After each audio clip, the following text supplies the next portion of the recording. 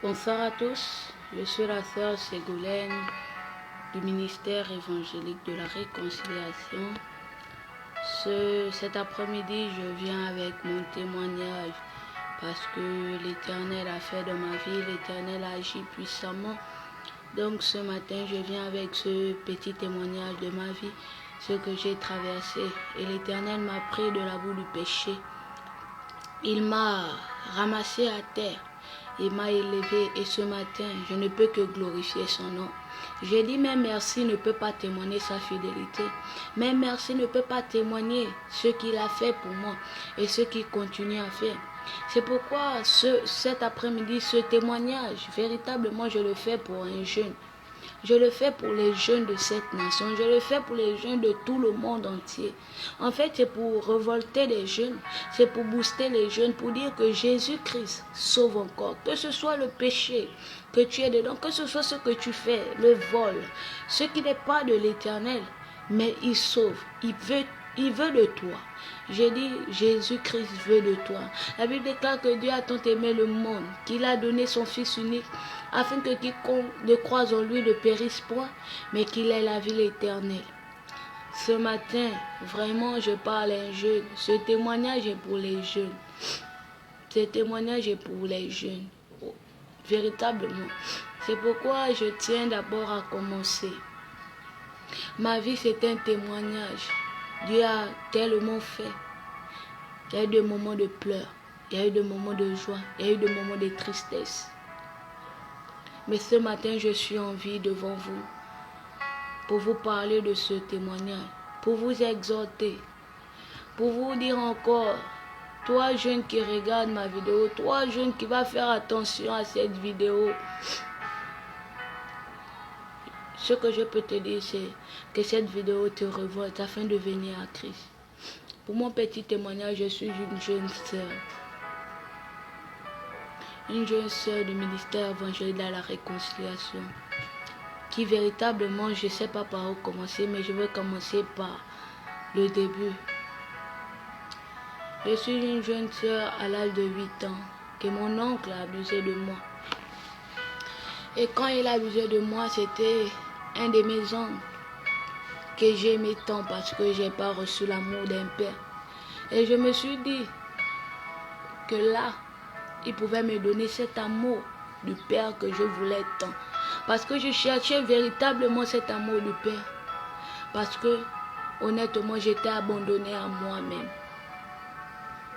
Ma mère cherchait du travail. J'étais tellement brillante à l'école.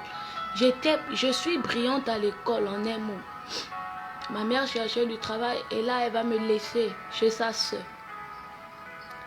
La deuxième du ventre. Elle va avoir un ami. Et cet ami, il y a un jour, j'avais l'âge de 8 ans. J'avais 8 ans. Et là, je vais rester avec lui parce que c'est lui qui m'a éduqué. Donc, je vais le considérer comme mon propre-père de sang. Parce que mon père, honnêtement, mon père, il m'avait abandonné. Il a dit, il ne reconnaissait pas. Il ne reconnaissait pas que j'étais sa fille. Il ne reconnaissait pas ça. Il m'avait laissé. Il a dit à ma mère, il ne connaît pas mon existence. Et là, je vais être abandonnée à moi-même. Je cherchais tellement l'amour de père. Parce que vous-même, vous savez que quand vous êtes à l'école, X ou Y dit, mon père m'a fait ça. C'était la Noël, mon père m'a donné ça, mais moi, je n'avais pas ça. Je cherchais véritablement l'amour d'un père. Je cherchais un père qui devait m'aimer. Que je devais aussi dire aux autres que mon père m'a fait. Je vais vivre avec mon oncle. Et un jour, mon oncle va abuser de moi. Et quand il va abuser de moi, c'est vrai. Les gens diront que c'est pas à cause de ce que j'ai fait certaines choses. Mais quand il a abusé de moi, je me suis dit, il y a quelque chose qui a vraiment changé dans ma vie. Il y a quelque chose vraiment qui a changé dans ma vie. Parce qu'à tout prix, je ne m'attendais pas à ça. D'autres personnes, oui, mais pas ça de lui. Et c'est là où je vais faire sortir une parole. Parce que j'avais pris la décision de ne plus jamais aimer un homme. J'ai pris cette décision. Je vais dire, moi à partir d'aujourd'hui, je vais sortir avec les femmes. Et c'est là où j'ai commencé cette relation. Parce que d'abord, étant petite, j'étais comme un petit garçon. J'étais véritablement comme un petit garçon. Et là, je vais commencer avec les femmes. À sortir avec les femmes. Je vais sortir avec les filles comme moi. Je vais faire des choses pas possibles. Je vais boire le vin. Je vais fumer. Des choses peut-être que Dieu n'attendait pas de moi. Je vais faire des choses. Je vais griffonner mon corps. Je vais faire certaines choses qui ne sont pas bien aux yeux de Dieu. Mais quand tu es une appelée de Dieu, quand Dieu t'a choisi depuis le sein de ta mère, il te reprend toujours. Il te reprend toujours. Et c'est là où, quand je vais sortir avec des filles, je vais avoir tellement une relation qui m'a choqué toute ma vie. Qui m'a tellement fait en sorte que... C'est vrai, c'est pas ce qui a fait en sorte que j'arrête cela. Mais cette relation m'a tellement fait mal. J'étais déjà obsédée de cette fille. J'étais lesbienne. Je sortais avec les filles. Et ce mot, dans cette secte, on n'appelle plus ça lesbienne. On appelle ça plateau. C'est un monde bizarre. Là où tu peux tuer pour une fille comme toi. Là où tu peux assassiner pour une fille comme toi. Là où tu peux même mourir pour une fille comme toi. Et moi, je pouvais mourir pour cette fille, pour cette dernière, que j'ai tellement aimée, que j'étais jusqu'à être obsédée de cette dernière. Mais ce n'est pas là où Jésus m'attendait. Une chose que j'ai jamais fait, c'est prendre la chose de quelqu'un, mettre dans ma poche et partir. J'étais menteuse. J'étais menteuse. J'ai menti. J'ai critiqué, j'ai congossé. J'ai fait des choses pas possibles pour avoir juste 100 francs. Alors que j'avais oublié cette parole, que l'or et l'argent appartiennent à Dieu. J'ai fait tellement de choses pas possibles. J'ai déçu toute une famille. Alors que l'espoir de ma famille était posé sur mon épaule. Parce que je voulais suivre les choses de ce monde. La Bible déclare que les choses de ce monde passeront, mais l'Éternel ne passera pas. Je voulais sucer. Je voulais faire des choses pas possibles. Embrasser une fille comme moi. Sortir avec une fille de moi. Ma décision n'était même pas de me marier un jour. N'était même pas d'avoir un enfant. Mais c'était de me marier avec une fille et cette fille adopter des enfants. C'était ce que je voulais. C'était ça mon désir. Mais nos plans ne sont pas les plans de Dieu. Ce matin, je parle à un jeune. C'est mon témoignage. Ce n'est pas le témoignage de quelqu'un. C'est pour moi. C'est pourquoi j'ai envie de faire booster un jeune, revoter un jeune, que Jésus sauve encore. Jésus sauve encore. Jésus sauve encore. Commence à prendre conscience à travers ma vidéo. Prends conscience qu'il y a quelque chose qui peut se passer. Tu peux changer quelque chose dans ta vie. J'ai dit, je vais faire des choses pas possibles. Ma famille, c'était un seul but. Que tout l'espoir de ma famille était basé sur moi. À cause d'une secte, je vais renier Dieu. Je vais dire, il n'existe plus, il est où? Je vais boire le vin, je vais fumer le sang, je vais fumer la cigarette, je vais sortir avec les filles, je vais aller dans lui, je vais faire des choses pas possibles. Je vais dormir dans les boîtes, je vais dormir dans les bars, je vais coucher avec les filles. Comme moi, c'est une abomination. J'ai dit c'est une abomination. Comme on me le disait, je ne comprenais pas. Ma mère était dépassée de moi. Ma mère était déçue de moi. Ma mère n'attendait pas ça de moi. Ma mère comptait sur moi. Ma mère a vu l'espoir sur moi. Parce qu'elle se disait que c'est moi qui devais relever ma famille. Elle se disait que c'est moi qui devais amener ma famille quelque part. Mais j'ai fait cela. Mais tout ce que Dieu fait est bon. Il dit, rendez grâce en tout temps. C'est pourquoi je le rends grâce. Pour ça, assurément, c'était mon témoignage. Je sais que ce témoignage va booster quelqu'un, va booster un jeune. Je vais faire la cellule. En février 2017. Je vais faire la cellule. Non, en février 2018, 2017 ou 2018. À cause d'une fille. J'ai béni la vie de cette fille parce que présentement elle est en train de comprendre que les choses de ce monde passeront, mais Dieu ne passera pas. Il y a des rencontres qui sont bonnes, il y a des rencontres qui sont mauvaises dans nos vies. Mais celles qui sont bonnes viennent nous apprendre quelque chose de très, très puissant. Et quand je vais faire la cellule, ma mère va décider de m'amener chez le pasteur de notre église. Comme je disais au début, je prie au ministère évangélique comme de la réconciliation. Et là, cette femme vraiment va m'aimer comme sa fille. Même comme sa fille, pas va m'aimer. Même comme sa fille. Elle va me parler. Mais dans la même maison de cette femme, dans la maison des loin de l'Éternel, que l'Éternel a consacré. La Bible déclare que nos serviteurs, ce sont nos maîtres. Nous devons respecter, nous devons craindre nos serviteurs comme l'Éternel.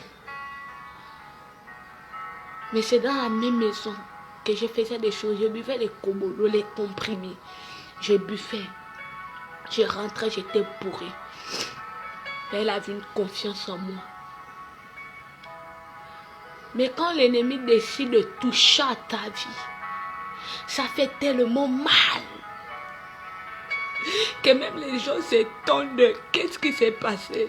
Parce que je servais Dieu pour plaire à cette femme. Mais quand Dieu a dit, il y a un proverbe que les hommes ont dit 99 jours pour le voleur, 1 jour pour le propriétaire. C'était assurément ce que je passais. Je me disais être bien à ses yeux, mais l'Éternel m'a exposé. L'Éternel m'a mis à part. Que tu ne peux pas jouer avec mon nom, avec une femme de Dieu. Je vais quitter de sa maison un dimanche, dans la maison d'un leader. Je vais partir. Je vais aller rester sur une lesbienne qui fait les mêmes choses que moi, qui couche aussi les filles que moi. Parce qu'elle... Je vais rester là-bas. Quand je vais rester là-bas, on va m'appeler. J'étais arrivé à un niveau là où j'avais la rébellion. J'étais rebelle. Alors que la Bible condamne. La Bible dit que la rébellion c'est un péché.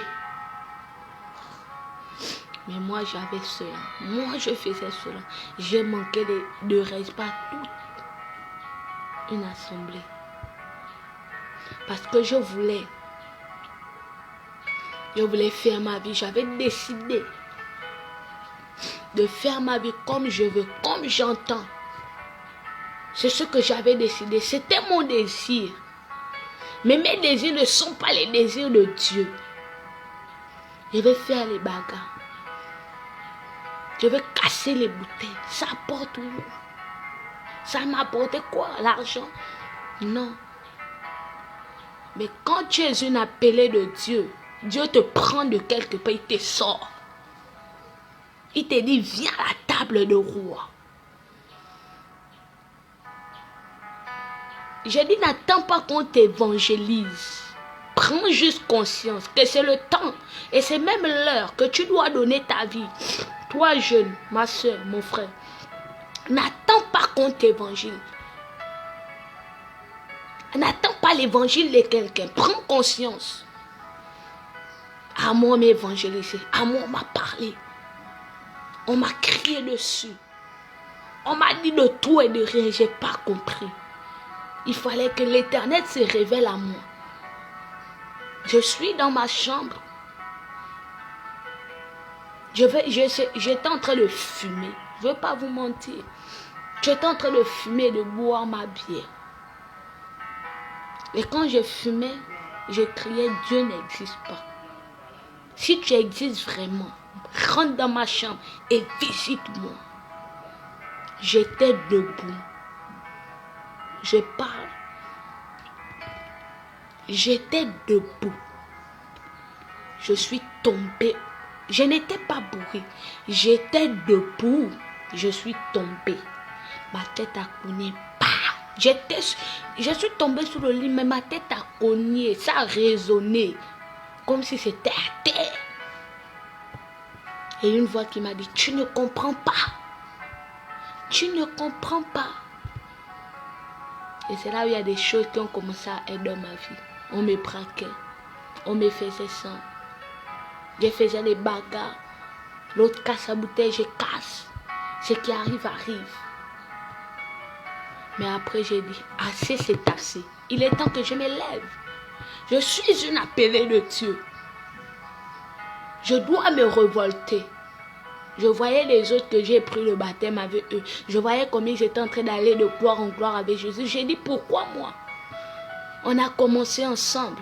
Mais pourquoi moi je suis derrière? Commence à réaliser ça. Même quand vous êtes à l'école, quand l'autre passe dans une classe supérieure et toi tu es resté, tu commences à prendre conscience de quelque chose. Tu dis pourquoi il est passé, c'est que moi aussi je dois passer. Et en voyant tout ça, j'ai dit, s'il y avait ceux que j'ai pris le baptême, sont déjà loin. Ils sont en train déjà d'aller dans la dimension de gloire. Dans la dimension là où le Seigneur leur attend. Pourquoi pas moi? Mon frère, ma soeur, j'ai pris conscience. C'était la prise de conscience que j'ai eu à faire. C'est pas parce qu'on m'a évangélisé. C'est pas parce que quelqu'un est encore venu me parler que répands-toi. Non. C'est parce que moi-même, j'ai décidé de redonner ma vie à Dieu, à Jésus. La Bible déclare que Dieu a tant aimé le monde. Pourquoi Dieu nous a aimés, nous ne voulons pas aimer Dieu? Il est mort à cause du lesbianisme. Il est mort à cause de la pédophilie. C'est une abomination. La Bible déclare ça. Femme et femme ne sortira pas ensemble. Homme et homme ne sortira pas ensemble. Mais moi, je l'ai fait. Je sais que l'Éternel m'a pardonné parce que j'ai demandé pardon. J'ai reconnu. C'est pourquoi si je vous fais ce témoignage, c'est pour vous booster. C'est pour dire à quelqu'un que si tu es encore dans un péché quelconque, sors de là. Prends conscience et sors. C'est pas le temps de s'amuser. La Bible déclare que c'est l'heure là où les vrais adorateurs doivent l'adorer en esprit et en vérité. C'est plus le temps de s'amuser. Mais c'est le temps de prendre conscience. C'est le temps de réaliser que Jésus sauve encore. Et moi, je suis sûre d'une chose, qu'il sauve et il continue à sauver. Je vous dis ce soir qu'après la mort, il n'y a pas de repentance. Après la mort, il n'y a pas de pardon. Si moi, j'étais morte dans ce péché, c'était direction l'enfer. Mais Dieu m'a pris. Dieu a dit, tu es à part. Dieu m'a dit, je suis à part. Il m'a pris, il m'a mis. Mais je n'aimerais pas que quelqu'un qui est encore dans ce péché reste. Parce que ce serait mauvais pour moi. De laisser mon frère, de laisser ma soeur dans ce péché que moi j'ai passé.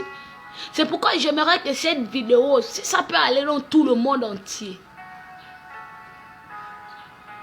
Ça n'a qu'à aller pour booster quelqu'un. Celui qui est encore dans ce genre de choses, désolé. Ou bien celle qui est encore dans cette chose, dans cette abomination. En fait, c'est ça. Prenons conscience. Vraiment, nous sommes des jeunes. Le Seigneur ne nous attend pas là. Le Seigneur ne nous attend pas là. Il nous attend quelque part. Aujourd'hui, je suis fière d'appartenir à Christ. Je suis fière de marcher avec la mère de Christ. Même si les hommes me disent, me jugent, les jugements des hommes ne m'intéressent pas. Même si on se moque de moi, même s'il s'avère que maintenant tous mes amis disent qu'ils se mettent de leur côté parce que j'ai décidé de marcher avec Jésus, ils n'ont qu'à se mettre. La Bible déclare que celui qui a peur de perdre sa vie pour l'éternel, il déclare cela dans Marc. Marc. On va lire Marc.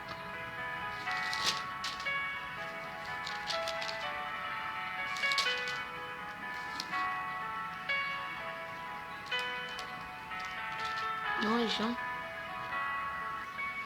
Il déclare dans Marc 8, verset 35.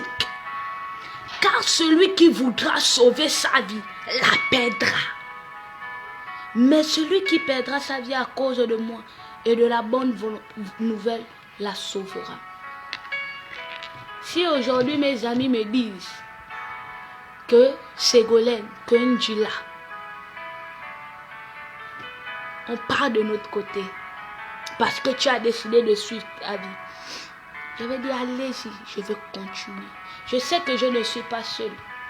J'ai Jésus-Christ avec moi. Et pour la belle petite histoire, j'apprends aussi à Epi. Je suis à Epi depuis la 6e mai. Mon nom qu'on me donnait, c'était Lawana. Lawana. Mais aujourd'hui, ce nom était effacé. Qu'on m'appelle comme ça, je dis non, c'est pas Lawana, c'est Ségolène. Faut changer, faut que ton histoire change. Je préfère perdre ma vie pour Jésus. Si on me dit, meurs pour Jésus, je veux mourir. Je ne vais pas cacher ma vie, sinon je vais la perdre. Il y a quoi de plus beau de perdre sa vie pour celui qui est mort à la croix de Golgotha, pour toi? Il n'y a que ce que tu peux lui donner en récompense. Il n'y a que ce que tu peux donner à Jésus en récompense. Donner ta vie pour perdre ta vie. S'il s'avère que tous m'abandonnent, tous ne m'appellent plus, il n'y a pas de problème. Jésus-Christ suscitera des gens. D'abord que j'ai des frères, je n'en cherche pas. J'ai des frères, j'ai des soeurs, j'ai des mères qui m'aiment d'un amour sincère et d'un amour pur. Peut-être ceux qui veulent que je reste avec eux, qui se séparent de moi, c'est qu'ils ne m'aiment pas. Celui qui te dit, Ségolène, tu as accepté Jésus, donc on ne marche plus avec toi. Il faut dire qu'il ne t'a jamais aimé, il ne t'aime pas, parce qu'il veut que tu restes dans le faux, alors que ce n'est pas le temps de rester dans le faux. C'est le temps de prendre conscience, c'est le temps d'évangéliser, c'est le temps de dire non. Toi péché, tu t'éloignes. Moi, je vais aller avec Jésus. L'impudicité, c'était moi. On m'appelait impudicité. On m'appelait honte. On m'appelait déshonneur. Mais ce matin, ce soir, Jésus a changé mon histoire. On ne m'appelle plus honte. On ne m'appelle plus impudicité. On ne m'appelle plus malédiction. On m'appelle bénédiction. On m'appelle réussite. On m'appelle aller de gloire en gloire. Mais ce matin, mon frère, toi qui es encore dans la même situation, qui est dans la même situation que j'ai traversée, Jésus sauve encore. Donne juste ton cœur. Ouvre juste ton cœur. Parce que ça vient du cœur. La bouche peut parler. Les lèvres. Nous n'aurons pas Dieu des lèvres. On aura l'Éternel du cœur. Que ça sorte de nos cœurs. Et là, il va toucher ta vie. Ma vie sans Jésus n'est rien. S'il s'avère que je tombe un jour, s'il s'avère que je fasse encore des choses, je n'aimerais plus retourner là où j'ai vomi. Parce que là-bas, c'est feu. C'est l'enfer. J'ai vécu l'enfer sur terre. Je vivais le jour. À un niveau que je dormais dans les voitures. Je dormais dans les maisons inachevées. Je me réveillais à 5 heures pour partir, comme si je partais au travail. Mais Jésus ne m'attendait pas là. Jésus ne m'attendait pas là. Jésus m'attendait quelque part à la table des rois. Hey, my God. Il est bon. Ce doux Jésus est bon. Je ne peux pas m'en passer de témoigner sa fidélité. Je ne peux pas m'en passer d'être sur le terrain pour évangéliser. Je ne peux pas m'en passer de dire à quelqu'un que Jésus est vivant. Je n'ai pas honte. Je n'ai plus honte de le dire. La Bible déclare, celui qui va régner mon nom sur la terre, je le régnerai dans les cieux devant mon Père. Je n'ai pas honte de régner Christ sur la terre. Je n'ai pas honte. Je n'ai pas honte de parler de Jésus. Je n'ai pas honte de ça. Je n'ai plus honte même. Tu vas entendre, je t'aime pas. Parce que mon témoignage est là pour changer ta vie. Ma manière de te parler est là pour changer ta vie. Est là pour transformer quelque chose dans ta vie. Donc ne te dis pas que non. Tu ne peux rien. Ne te dis pas que Jésus t'aime. Ce matin, celui qui croyait que Jésus ne l'aimait pas, ce matin, je te dis, Jésus t'aime. Il t'aime. Il t'aime plus que tout. Il t'aime. Malgré ton péché, il t'aime. Mais reviens. Il dit, il n'aime pas le péché, il aime le péché. Il aime celui qui pêche, mais il n'aime pas le péché que la personne fait. Il m'a aimé, mais il n'a pas aimé le lesbianisme que je faisais, le mensonge, l'ivrognerie que je faisais, il n'a pas aimé cela. Mais il m'a aimé. Et il continue à m'aimer, celui Jésus. C'est pourquoi ce matin, ce soir, c'était mon témoignage. C'est ce que je voulais partager avec des frères qui sont encore dans la même situation que moi. Vraiment que Dieu vous bénisse. Que ce témoignage vous booste. Que ce témoignage vraiment change quelque chose dans vos vies. C'est la sœur Ségolène du ministère de la réconciliation. Jésus continue à faire dans ma vie. Soyons tous bénis. Soyons bénis. Soyons bénis. Paix et grâce.